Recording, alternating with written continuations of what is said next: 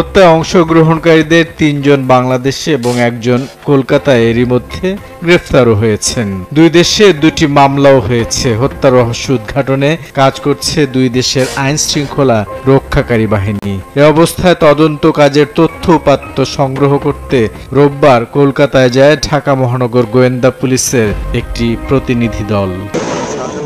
৫ দিনের সফর শেষে ঢাকায় ফিরে মহানগর গোয়েন্দা প্রধান জানান, কলকাতায় তারা তদন্ত কাজে শতভাগ সফল। কারণ উদ্ধার করা গেছে কিছু মাংসখণ্ড।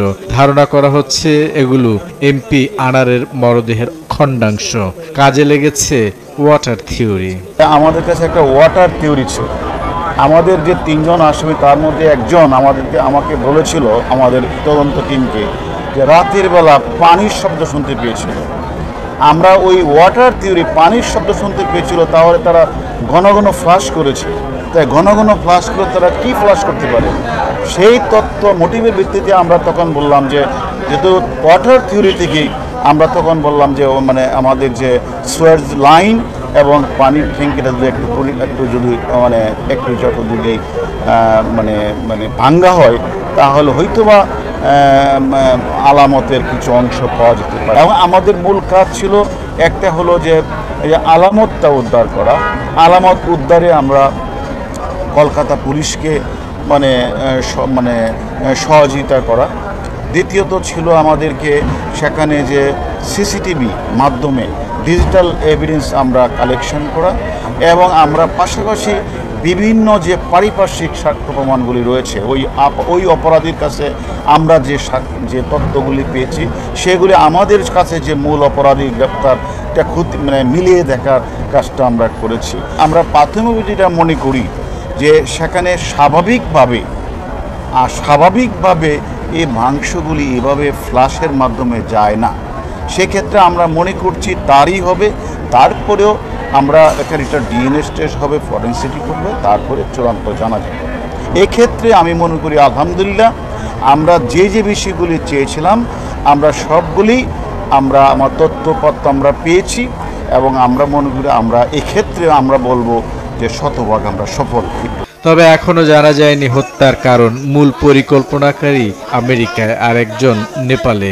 ইন্টারপোলের মাধ্যমে আসামিদের ফিরিয়ে আনার পর জানা যাবে কারণ, বলছেন গোয়েন্দা প্রধান। সব কিছু আমরা বিচার বিশ্লেষণ করছি, পাশাপাশি ইন্ডিয়ান পুলিশ এগুলো বিচার বিশ্লেষণ করছে। হঠাৎ করে কোনো একটা মোটিভ, কোনো একটা উদ্দেশ্য মানে স্পেসিফিক বলাটা এই মুহূর্তে সঠিক হবে না। একজন অপরাধী আমরা জানি যে তথ্যপত্র বিশ্লেষণ দেখেছি সে এখন কাঠমান্ডুতে আছে।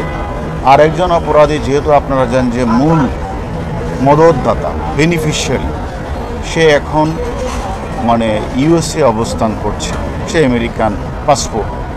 এখন আপনারা জানেন যে আমাদের দ্রুতই আমরা তাদের মোবাইল নাম্বার, তাদের পাসপোর্ট সব কিছু তথ্যপত্র সংগ্রহ করে আমাদের ইন্সপেক্টর জেনারেল পুলিশ মহোদয় ইন্টারপোলকে অবহিত করেছেন। ইন্টারপোলের মাধ্যমে কাঠমান্ডু যে এম্বাসি, যেটা যে নেপালের এম্বাসি বা নেপাল কর্তৃপক্ষকে অবহিত করেছেন। আমাদের বাংলাদেশের সাথে